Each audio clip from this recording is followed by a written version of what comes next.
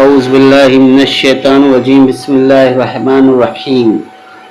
शुरू अल्लाह जे नाले सां जंहिं पूरी कायनात खे पैदा कयो। दुरूद हज़रत मोहम्मद मुस्तफ़ा सल्लल्लाहु अलैहि वसल्लम ते जंहिंखे अल्लाह पाक पूरी इंसान ज़ात लाइ मौलम बणाए मोकिलियो। अस्सलामु अलैकुम दोस्तों SST प्रिपरेशन जे हवाले सां सिंधी जा MCQs पार्ट 10 जेको आहे खणी आयो आहियां। उहे दोस्त जेके मुंहिंजे चैनल ते नवां आहिनि ऐं मुंहिंजे चैनल खे अञा ताईं सब्सक्राइब न कयो आहे, उन्हनि खे गुज़ारिश आहे मुंहिंजे चैनल खे सब्सक्राइब कयो, लाइक करियो, कमेंट्स कयो। तव्हांजा कमेंट्स मूंखे इनकरेज कंदा अञा बि आऊं तव्हां ताईं वधि खां वधि सुठी वीडियोस तव्हां ताईं पहुचायां। Thank U.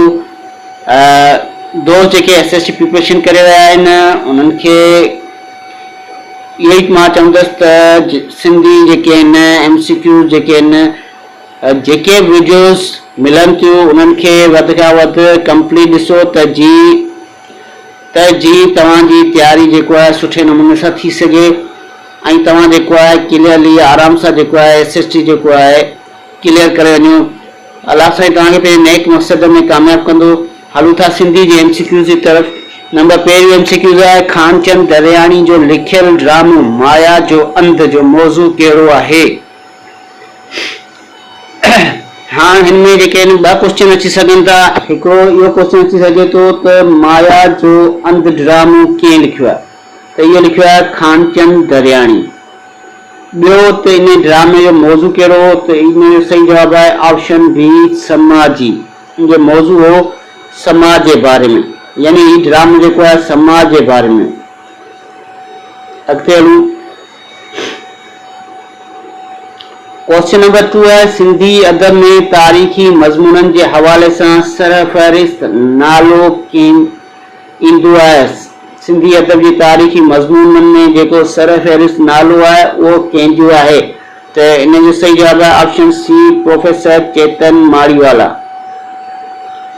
उन खां पोइ क्वेश्चन नंबर 3 आहे कहिड़े मज़मून निगाह जा मौज़ू नई तहज़ीब ऐं तमदन जे ख़राबियुनि ते ॿधल आहिनि। कहिड़ो जेको आहे मज़मून निगार आहे जिन जा मौज़ू जेके आहिनि नई तहज़ीब ऐं तमदन जे ख़राबियुनि ते ॿधल आहिनि, त इन जो सही जवाबु आहे ऑप्शन ए शमसुद्दीन बुलबुल। अच्छा, उन खां पोइ क्वेश्चन नंबर 4 आहे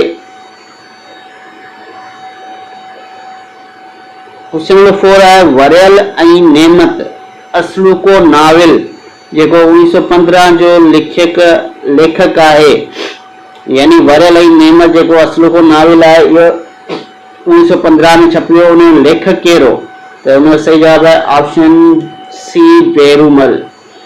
उन खां पोइ क्वेश्चन नंबर 5 आहे अफ़साने जो ॿियों दौर 1925 खां 1940 जो मशहूर अफ़साना निगार केरु आहे।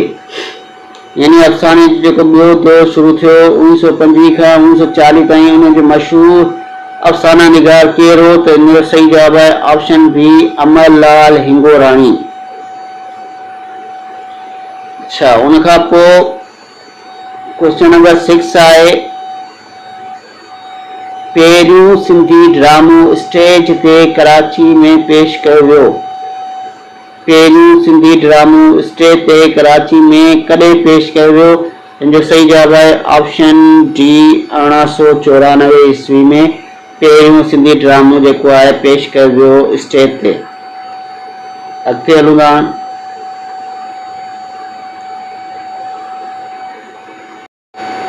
अच्छा, उन खां पोइ क्वेश्चन नंबर 7 आहे शाइरी जूं सिन्फ़ूं मुनाजात ऐं मौजज़ा वजूद में आयूं।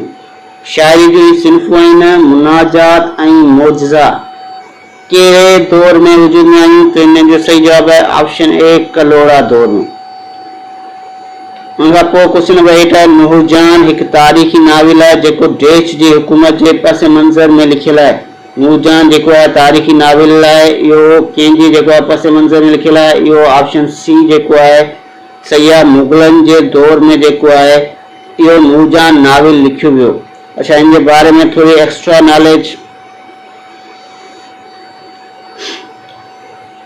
सिंधी में पहिरियों असलूको लिखियल तारीख़ी नाविल बि इहो आहे नूरजान। कहिड़ो नाविल आहे? नूरजान जेको आहे सिंधी जो पहिरियों तारीख़ी लिखियल नाविल आहे। इहो कीअं लिखियो? होचंद गुरबख्शानी लिखियो।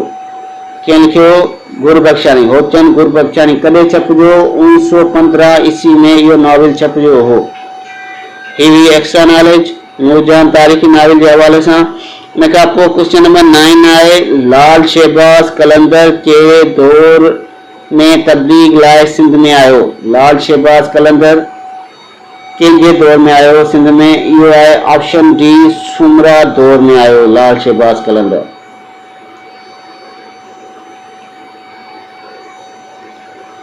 उनखां पोइ क्वेश्चन नंबर 10 आहे, जहान आरा कंहिंजो नाविल आहे?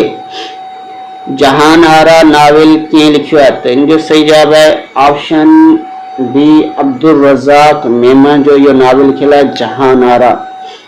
हाँ, नूरजहान नाविल कंहिंजो लिखियल हो? डॉक्टर गुरबख्शानी जो, जेको 1915 ईस्वी में छपियो। जहान आरा नाविल कंहिंजो लिखियल आहे? इहो आहे अब्दुल रज़ाक मेमन जो। उन खां पोइ आहे क्वेश्चन नंबर 11, सचल कंहिंजो किताब आहे? सचल किताब केरु लिखियो आहे? इहो लिखियो आहे ऑप्शन सी, कल्याण आडवाणी लिखियो आहे। सचल किताब कंहिं लिखियो आहे? कल्याण आडवाणी। उनखां पोइ क्वेश्चन नंबर 12 आहे, शिकवाए सिंध कंहिंजो नज़म आहे? शिकवाए सिंध कंहिंजो नज़म आहे? त इन सही जवाब आहे ऑप्शन सी, हैदर बख्श जतोई जो। शिकवाए सिंध कंहिंजो नज़म आहे? हैदर बख्श जतोई जो लिखियल इहो नज़म आहे। उनखां पोइ क्वेश्चन नंबर 13 आहे, काछे मथां कूंज कंहिंजो मुरतब आहे? काछे मथां कूंज कंहिंजो मुरतब आहे? त इन जो सही जवाब आहे ऑप्शन सी, ताजल बेवस जो इहो जेको आहे मुरतब आहे। ही हुई असांजी अॼु जी वीडियो तव्हांखे कीअं लॻी? कमेंट्स में पंहिंजी राय ज़रूरु ॾींदा। मिलूं था नेक्स्ट वीडियो में। अल्लाह हाफ़िज़, टेक केयर।